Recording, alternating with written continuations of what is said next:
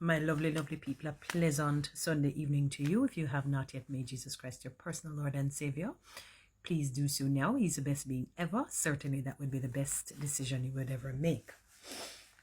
Beautiful people, wow, I'm seeing something wonderful here. I'm wondering, this has to be recent because I just bought this Observer yesterday.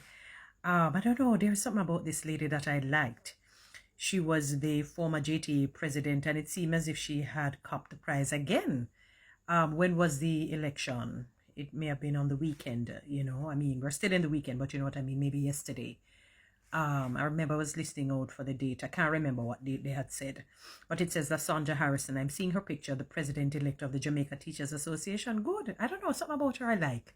I don't know, I like women with fire, with vim, vigor, energy, no nonsense, straightforward and truthful. I don't know if it is that, but it's a pleasant surprise. I'm assuming it has to be recent. Yeah. It says JTA President-elect alerts teachers to mobilize against dangerous JTC bill. So she will be the JTA's president. The only thing that I don't understand with becoming a JTA president, why is it that it lasts only a year? I mean, I can understand at least 2 years. A year just makes no sense. You can't get to really cement and put your feet down, get your hands in the water, in the murky water, and to change things. The year is ridiculous. They need to revamp if there is a law or policy on same. It's ridiculous. 1 year? At least 3 years. Make it maximum 3 years. 1 year, 1 year, 1 year, 1 year. Ridiculous.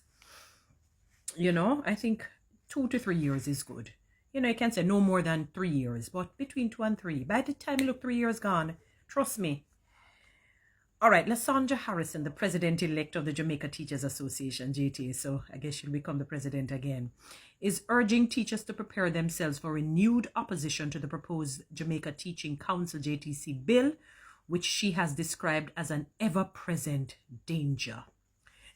According to Harrison, the new bill will have teachers outnumbered on the governing teaching council, strip accused teachers of pay during investigations, and place too much power in the hands of the Minister of Education.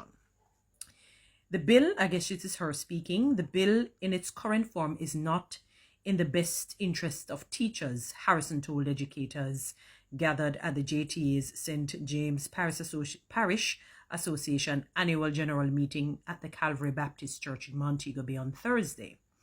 Describing the legislation as a continuing threat to the profession, Harrison called for teachers across the island to familiarize themselves with the bill and be prepared to act if called upon by the association.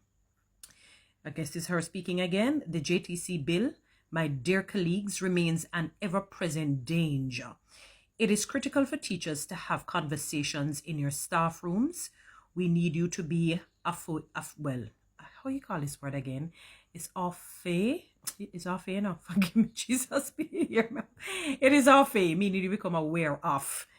Is when it's something that in English, oh God, forgive me. It become off-fae, familiar with, right, and well informed with that. So whenever the president says, on your mark, you can be ready because it is critical. She's saying it's acute, it's crucial, it's imperative, she said. At the heart of the JTA's concern is a proposed composition of the Teaching Council, which Harrison argued could allow non-teachers to dominate decisions affecting teachers. We are still having the challenge with the composition of the council, she said. The quorum, you can't call a meeting and a quorum of 11. It says 5 of them are registered. That means the other 6 are not registered. The other 6 are not registered, are not licensed. And the subheading is teachers outnumbered. According to Harrison, it is possible at a meeting with the bare minimum, the quorum, decisions can be taken with the teachers outnumbered. You could have a meeting where persons who come to the meeting to establish standards for you and I, that is non-teachers who make those decisions, anything can go. Wow. Drawing comparisons with other professions, Harrison questioned why individuals outside the teaching profession should be empowered to determine standards for educators.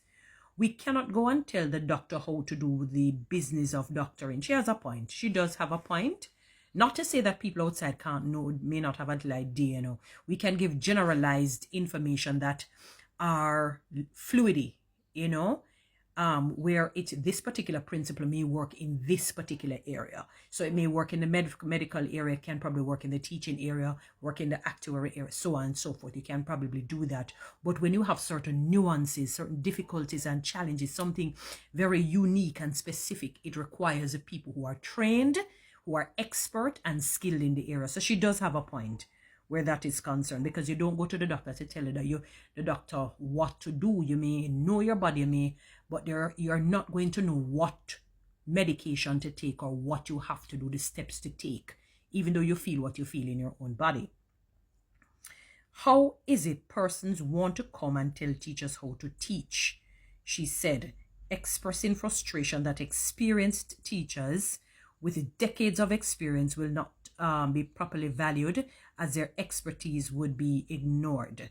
She does have a point, you know. However, where I slightly disagree, sometimes it's almost like, let me use back the same medical issue. You can go to the doctor and you explain something to the doctor, and it may be a different nuance. He may have an idea of what it could be, possible things, you know, but you are the one feeling the discomfort or the pain or whatever it is that you're feeling that is odd, the anomaly in your body. So you may understand that, and you may try something that they say, and they say, doctor, I tried that, but something is not right. When I take it, I tend to feel worse.